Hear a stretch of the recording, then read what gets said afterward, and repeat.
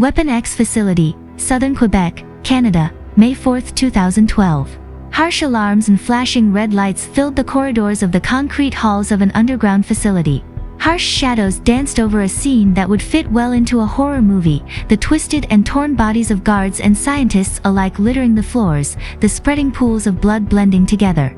Death stalked the hidden facility, following the mission given to them by Dr. Sarah Kinney. Zale Rice, Dr. Rice, fled as best as he could with a wounded leg. He had called the rest of the guards to block the path of that little demon, hoping for enough time to get to the stasis tubes to wake up one of the other experiments to protect him. He hadn't counted on the knife that had been unerringly thrown into his Achilles tendon from the ensuing melee, and now he was paying the price for his arrogance. His father had been killed by the Wolverine during that experiment's escape from the original Weapon X facility, and the younger Dr. Rice had taken great enjoyment in torturing the female clone of the monster that had taken his father from him.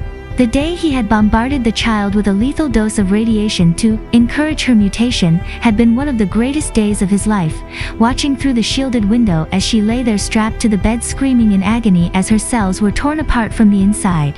The fact that she survived the procedure, awakening the monstrous healing factor that she inherited from her own father, was just a matter of professional pride on his part. And now, he wished he had never even heard of the Weapon X program in the first place, as the soft steps of X-23 padded up behind him, occasionally splashing in the blood trailing from the open wound in his leg. Reaching up with a trembling hand, Dr. Rice tried to open the door that stood between him and his salvation, his bloody hand slipping twice before gaining purchase on the handle. Dr. Rice let out a loud curse as the weight of his body slid along the opening door, his shoulder slamming into the hard floor.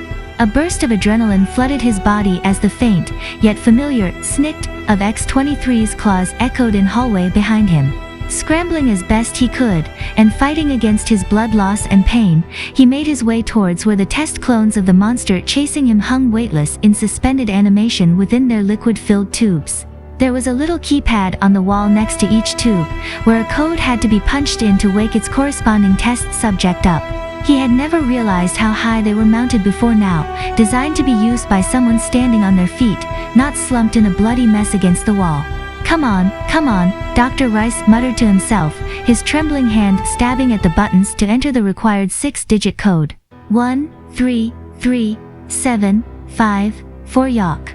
2 adamantium claws burst through the front of his chest, piercing his heart and his left lung, and the dying doctor slumped back to the cold concrete floor as blood dribbled from his mouth.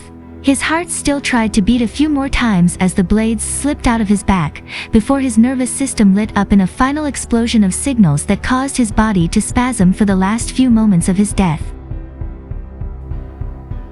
I stood there for a moment, staring at the dead body laying in front of me for a few shocked moments before my senses caught up with me. I absently noticed placing my hand on cold smooth surface next to me as I bent forward, my stomach rebelling against me and sending whatever it was I had last eaten down onto the horrified face of the man I had apparently just killed as I woke up. The first spasm was followed by yet another as my body went on autopilot, and I was just starting to remember the dream I had just woken up from where I had talked to a goddess, or was that 3 goddesses about saving their galaxy, or something. 14 years of life crashed into me like a cargo ship riding a tsunami wave, and my free hand went to the side of my head as I did my best to not be overwhelmed by the memories of a life of training, torture, and death. Oh, so much death. One good thing that came of this sudden onset of memories was realizing just who I had woken up killing, and I glared at the body of Dr. Rice for a long moment as my own anger at what he had done to me in this life overwhelmed the apathy that I had been raised with as X-23. I had already thrown up on him, so spitting on his corpse would be relatively redundant, but I did feel better about myself after giving his dead body a kick or 2 on the balls. Was that petty? Yeah, just a bit, but the asshole deserved it. Philosophy and self-inspection would have to wait until I had a better handle on my situation, so I took a few steps back from his body and looked around the room that I was in. It took me a few moments to recognize what I was looking at as I peered into the 4 tubes standing before me. Each one held a young woman, the youngest looking to be maybe 7 or 8, and the oldest maybe 11, definitely just shy of puberty. The oldest one had pure white hair and pale skin, while the other 3 had jet black hair and slightly tanned skin. Their features were all identical, except for the scattering of scars each one had on their faces. Leaning closer to the blood-splattered keypad next to the closest tube, I looked at the text written on the little metal plate attached to the wall above it. It read, X23_1BL. No fucking way, I muttered to myself, looking at one of the clones that had been made of X23 in the comics. Belladonna. That means that the other three are. Yep, it was Zelda, Paris, and Gabrielle.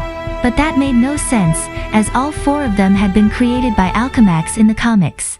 But then again, the original X23 had been created much earlier in the Marvel 616 reality, and she hadn't actually been part of the reality chain I had asked to be reborn into. I only hoped that this was the largest change that had been made to accommodate me. Dipping into my most recent memories to find out when exactly I was, now that I had the wear, I realized that I had no idea what the actual date was. Typical, since that wasn't something that the facility thought that their little pet assassin needed to know on a regular basis. What I did know, on the other hand, was that I had just been given the mission to kill all of the guards and scientists in the facility by Dr. Sarah Kinney, and my new mother was waiting outside for me so that she could tell me that I didn't have to be X23 anymore. I also knew, thanks to the memories I had carried forward from my previous life, that my mom had been hit with the trigger scent that would cause me to kill whoever carried it. Yeah, fuck that. Okay, so, time to make some plans. First off, I need to keep myself from killing my mom. Second, I need to make sure that my sisters will be okay, which would be much easier if I achieved the first goal. Third, I needed to get the hell away from here, and cut ties with my new family, if I wanted to have any chance of being able to succeed in my main goal. You know, helping save an entire galaxy from the Reapers. Taking a deep breath to center myself, I looked around the room for a few moments before spotting a computer terminal sitting on the opposite side of the room from my sisters. Getting a sudden idea, I walked around the floor-mounted desk and sat down in front of the screen, ignoring the gliding sensation of my twin claws retracting back into my forearm as I made my way over. Whoever had been sitting at this system before I attacked had apparently not taken the time to log out, and I shook my head at their lack of security as I navigated the unusual interface. They apparently had all of their files on a main server that could be accessed from their different terminals, and a quick search revealed all of the information they had on the cloning process, including the genetic markers for my particular X gene that they had used to make my four sisters.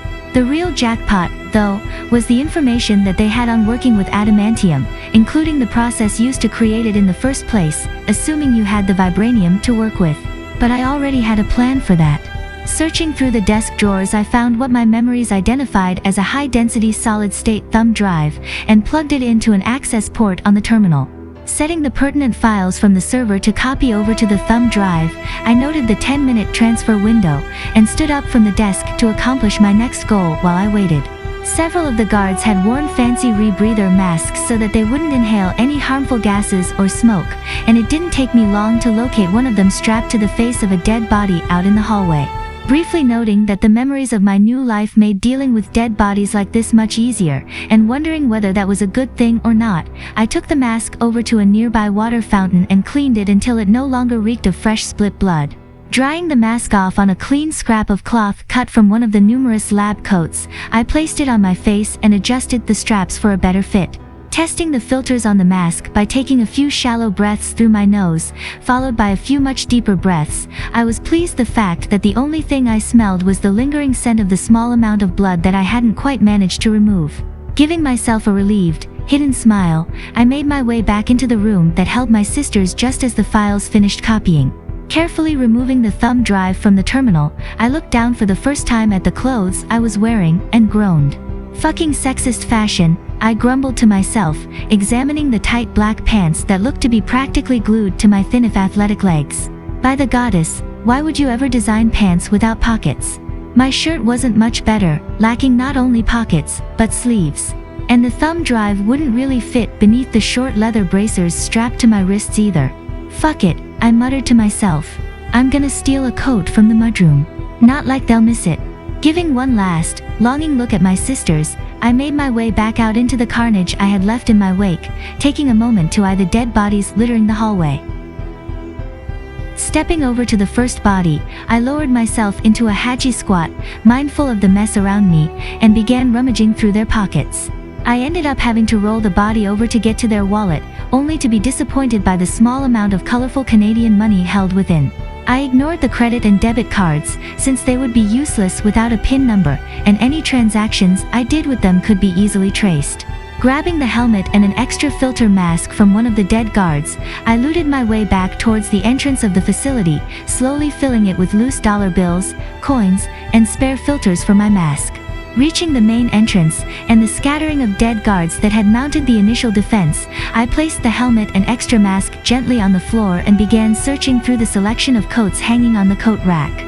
Most of them were much too large for my 14-year-old body, and many of them were just downright ugly, and I was just about to give in and grab the least horrible of them when my hands came across buttery soft sheepskin. Biting my lower lip, I caressed the sleeve of the coat for a moment, before gently pulling it off of its hanger. The sunlight reflecting off the snow outside cut through the windows into gloom of the facility, revealing a traditional World War II-style bomber jacket made of black dyed sheepskin, with a brilliant white cropped fur collar seeming to glow against the dark outer material. I shrugged the jacket on, pleased that it was only a little too big for me, but small enough that I should be able to grow into it over the next few years. Taking a moment to enjoy the soft feel of the silk lining of the sleeves on my bare arms, I then took an inventory of the numerous and wonderful pockets that I had now claimed as my own. The angled openings of the two front pockets had sturdy zippers holding them closed, and a brief inspection revealed a breast pocket on both sides of the inner lining.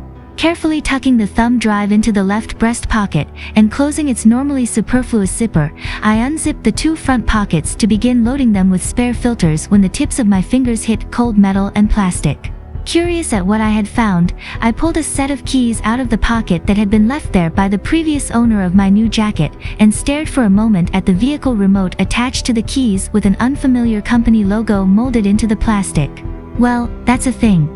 Shrugging, I placed the keys into the other breast pocket and zipped it up as well. I would have to deal with that later, as I did have a meeting with my mother to get to. Stuffing the rest of the spare filters on the front pockets and zipping them closed as well, I walked over to the front door and pushed it open, stepping over the body of the first guard that I had killed earlier today before waking up. Leave it to Canada to have snow on the ground in May, I grumbled to myself as I followed my boot prints away from the concrete and glass front of the buried facility back to where my mother was waiting. At least the healing factor I inherited from dear old Pops keeps me from really being bothered by the cold. Grumbling to myself some more as I reached the top of the low hill that had hidden my mother, I let out a deep sigh that didn't even miss through the filters of my new mask. Looking around, I spotted Sarah Kinney standing at the bottom of a hill, hugging her arms around herself to try to stay warm in a much too thin gray sport jacket. Does nobody believe in coats around here, Ish? I griped as I prowled down to her with all the grace of a jungle cat, in spite of the snow covering the slope.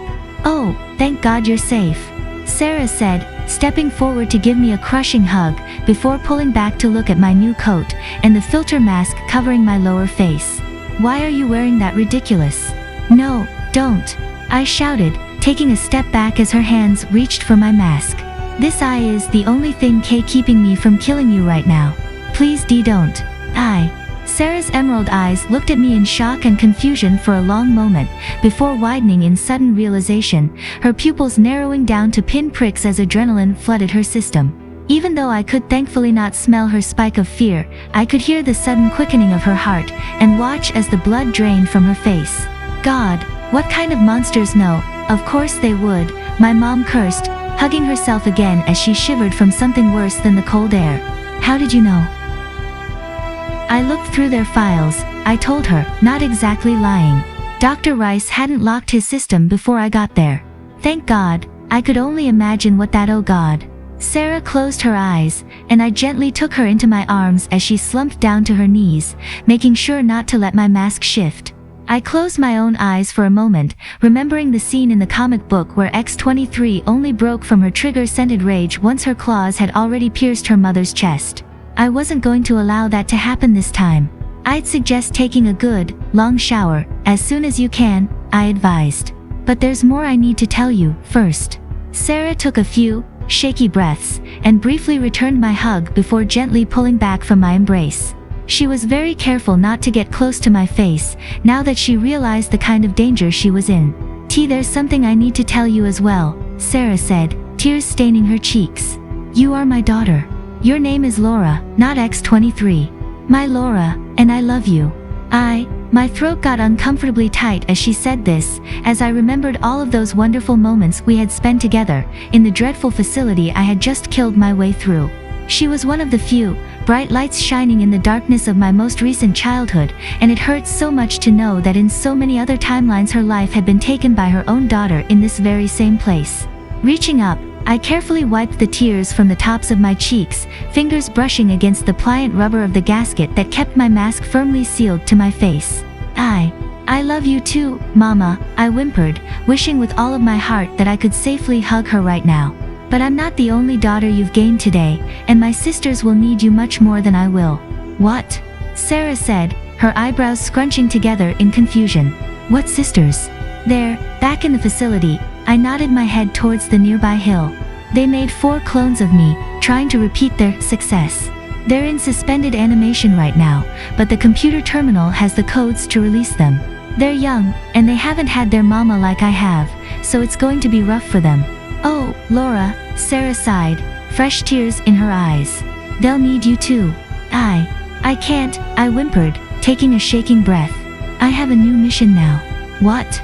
What mission? Sarah asked me, reaching out to place a hand on my shoulder. Who gave you this mission? I did, I sniffed, placing my hand over hers on my shoulder. I'm going to help save the world, and I can't do that if I'm helping raise my sisters. Sarah shook her head in denial, her own breath catching in her throat as her hand tightened possessively on my shoulder. Please, don't leave me, my mother begged me, her words piercing my heart. It's not forever, I told her. I'll stay in touch. I know your personal email address, and I'll make one for myself so I can email you whenever I can. I'll try to visit when I can, but I know of someone who might be able to help me get rid of this damn trigger scent.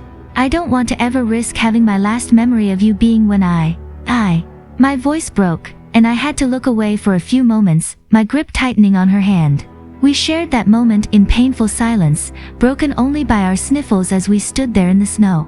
It took a while for the tightness in my throat to go away, allowing me to talk once more. I know of someone who might be able to help you and my sisters as well, I continued. Try to contact Natasha Romanoff, the Black Widow. She works for S.H.I.E.L.D., a government agency that works with special people like me. Her childhood wasn't much different from mine, and I think she can give a bit of perspective. Oh, okay, Sarah nodded, before gently gathering me in her arms, again being careful about the mask. But you keep your promise and stay in touch, you hear me? Why yeah, I sighed, squeezing her back. I will. And tell my sisters that I wish I was there for them right now, and that I look forward to meeting them. I will, she sniffed, slowly pulling back from our embrace. Will you at least walk me to the front door? I'd be glad to, I agreed, giving her a wet smile, visible only in my eyes. And I'm sorry for the mess. Sarah sighed, her face pinching into a pained grimace for a moment, before relaxing and giving me an accepting nod. We carefully made our way over the snow-covered hill, my strong arm and sure footing allowing me to support my mother the few times her shoes slipped. I almost wished the walk had been longer, so that I could spend more time with her, but I knew that it would only be a matter of time before the countryside was crawling with S.H.I.E.L.D. agents. Or, worse, Hydra. I left a spare filter mask next to the coat rack, I told my mother as we stopped outside the front door and looked in at the scattering of dead bodies inside. It will help with, well, the smell. Why yeah, Sarah nodded, her eyes glued to the corpse of the first guard I had killed on the mission she had given to me earlier today. We stood there awkwardly for a while, neither one of us wanting to move, but both of us knowing that we both had important things we needed to be doing right now. My mother finally huffed, reached out and carefully placed her hands on either side of my head, and gave my forehead a heartfelt kiss. You come back to me and your sisters, once you're safe, okay? She asked me, looking me dead in the eyes. Okay, I muttered, feeling horribly awkward. Good, my mother nodded. And I look forward to your emails, okay? Why yeah, I nodded in acceptance. Goddess, I wish I could tell her what was really going on. If I did, then who knew what would happen to the timeline? However, once the important events had come to pass, I would let her know as much as I could. My new mother deserved that much. After giving a very awkward set of lingering goodbyes, I watched as she walked into the building, quickly making her way over to the extra filter mask I had left next to the helmet I had carried my spare filters in. She looked over her shoulder one last time, and I gave her a final, longing wave of my hand before she disappeared into the hallway that led off to where my sisters were held. Taking a deep breath, I looked out into the recently plowed parking lot of the facility with a curious gaze. Reaching into the right breast of my new jacket, I carefully unzipped the pocket there, fishing out the keys that came with it. I took a few moments to look at the unfamiliar logo on the key fob remote before pressing the lock button. Thankfully, this was one of the vehicles that honked the horn when you did that, to let you know it worked. Unfortunately, that only told me the direction of the vehicle, and there were quite a number of vehicles sitting there. Wandering through the lot, I had the vehicle honk its horn a few more times, my new ears quickly narrowing down where the elusive vehicle sat. Soon enough I found myself standing in front of an older-looking, low-slung cruiser bike, the kind that Honda would make, if they existed in this reality. Not exactly the kind of vehicle one would want to ride around in with weather like this. But, between my healing factor, and the senses and reflexes I had gained with this new body, it shouldn't be much of an issue. After all, the sooner I got out of here, the sooner I could get started. If you like this content, don't forget to like and subscribe. See you later, bye bye.